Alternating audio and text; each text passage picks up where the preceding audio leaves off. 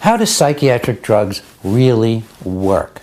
There are answers to that question. I'm Peter Breggin, I'm a psychiatrist, and this is presentation number 2 in my series on simple truths about psychiatry. In my first presentation, I talked about biochemical imbalances and how psychiatric drugs actually create them and disrupt brain function. How does this get mistaken for an improvement? Well, if you look at your head, in profile maybe, you'll see that it's not flat like the heads of apes. It's not flat like my dog's head. It's got a big bulge. That's your frontal lobes. Your frontal lobes are the highest evolutionary flower of human existence. It's what makes us what we call human beings. It's the seat of civilization. It's what's required for us to feel like we are persons and identities. And above all else, it's for our social relationships. Because that wonderful brain of yours and mine and everyone else's developed before we had the internet. It developed before we had tools. It probably developed before we were writing on walls, because it developed about 100,000 years ago. That's before towns and cities. So what did it develop for? It developed for our social relationships. And our social relationships are so complicated and subtle and marvelous and at times destructive as human beings that it took all of our brains to become who we are as persons, social beings. Every single psychoactive substance disrupts that function. There's no drug to put in there and make it better.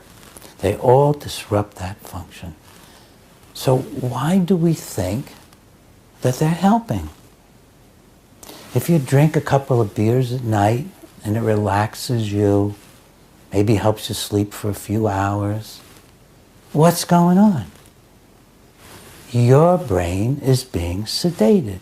It's being shut down. It's being slowed down. That's not an improvement in function. It's actually a harmful dysfunction. For example, if you all of a sudden had to do something important, if I'm a psychiatrist, as I am, and I'm going to answer the phone and I have a distressed patient, do I want to have 2 beers under the belt? Of course not. I need my frontal lobes functioning. And I hope my patients' frontal lobes are functioning, which is, by the way, why I don't start people on psychiatric drugs. Any psychoactive substance, alcohol, marijuana, any psychiatric substance, marijuana, alcohol, Prozac, Abilify, lithium, Ritalín, Aderal, it doesn't matter what the substance is. It's impairing that function. Well, why does it seem like it's helping? We already saw that it might seem like it's helping if you want less function at night and you just want to have yourself pressured to go to sleep. It's an abnormal state, pushed into sleep by a sedative. Well, basically, all psychiatric drugs take the edge off your frontal lobe function, off of your caring, your thinking, your feeling. And that's the primary effect that most of them have, that people seek. We have less pain. It's an anesthesia of the brain, and hence the spirit or soul. All psychoactive substances tend to do that. They do that somewhat different ways, but that's what they do. They suppress or disable brain function. In my books and articles, I call that the brain-disabling principles of psychiatric treatment. The brain-disabling principle of psychiatric treatment. Well, I've talked about sedation. If you take a benzodiazepine like a Xanax or Klonopin or Ciarax or Ativan, it's having an alcohol-like effect. It, in fact, is jacking up a system called GABA, which is an overall suppressant system in the brain. And if you took enough of a benzo, you could actually undergo anesthesia without anything else. Most anesthetics are related to the benzos. All right, that will reduce your anxiety for a time, but it's not actually specifically affecting your anxiety. it's suppressing your higher brain functions, of which anxiety is one. It's also going to be suppressing some of your cognitive function, some of your memory function, your overall brain function. Let's say you're taking, and I hope you're not, Abilify or Seroquel or Risperdal or Zyprexa, one of the so-called antipsychotic drugs. Well, there's nothing antipsychotic about them. We don't know how to pluck psychosis out of the brain. These drugs block a specific neuronal pathway. They block dopamine, which is the main pathway to guess where? Your frontal lobes. So you're getting a chemical lobotomy when you take these drugs. And that produces, probably most impactfully, apathy, indifference, not caring, not being involved with yourself.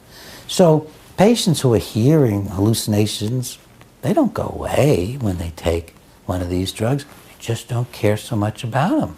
But that same poor soul isn't caring as much about his wife or his children or her husband or even rooting for the ball team or religion or the outdoors or anything. It's a generalized apathy and indifference. The same thing produced by surgical lobotomy, which cuts the same pathways.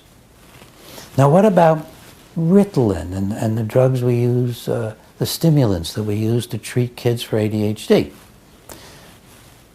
We'll talk about ADHD and whether it exists at another time.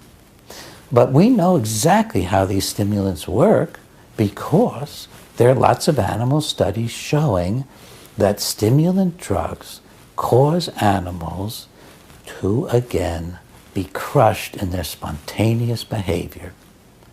You can actually measure in an animal that, like a chimpanzee, it won't explore as much, it won't run around as much, it won't groom as much, it won't hug as much, it won't kiss as much, it won't fight as much, because there's a suppression of spontaneous behavior. And because of an effect on the basal ganglia, there's an increase in compulsive behavior. So there's an increase in compulsive behavior. Well, if you take this animal and put him in a cage, he looks like a much happier animal because he's not trying to escape, he's not trying to do anything, and he's doing compulsive stuff like chew on the bars or pick on his skin. That's what we do with our children in our classrooms. We turn them into good caged animals by giving them a drug that disables their brain by suppressing spontaneous behavior and causing obsessive behavior.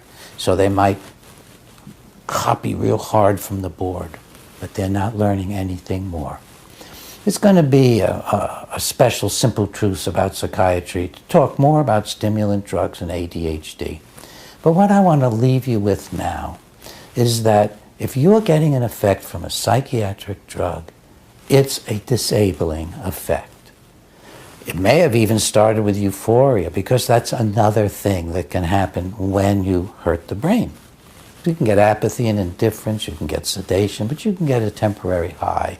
And many patients who just continue for their lives searching for that high again to feel better than ever on a psychiatric drug. That's usually the newer antidepressants, the SSRIs, like Prozac and Celexa and Zoloft and so on. And in fact, if a patient goes into a doctor's office and says, I'm feeling better than I ever had these first couple of weeks on Prozac, the best I've ever had, that's not a good sign. I mean, think about it. Is that good? That you've taken a drug and now you're reporting you feel better than ever than your whole life? You're not saying, I'm closer to my wife and children or my husband, I've been more creative, I've finally, dealing with work in a more responsible fashion, I've given up drinking, I've really taken responsibility for my life. No, you're saying, I'm feeling better for the first time in my life due to the drug. It's actually a very bad sign. It often is the first stages of mania, which is frequently caused by these psychiatric drugs. So don't be fooled. As I said in Simple Truths About Psychiatry #1, drugs aren't correcting a biochemical imbalance. And now, I really want to let you know, they only work by making you less than you really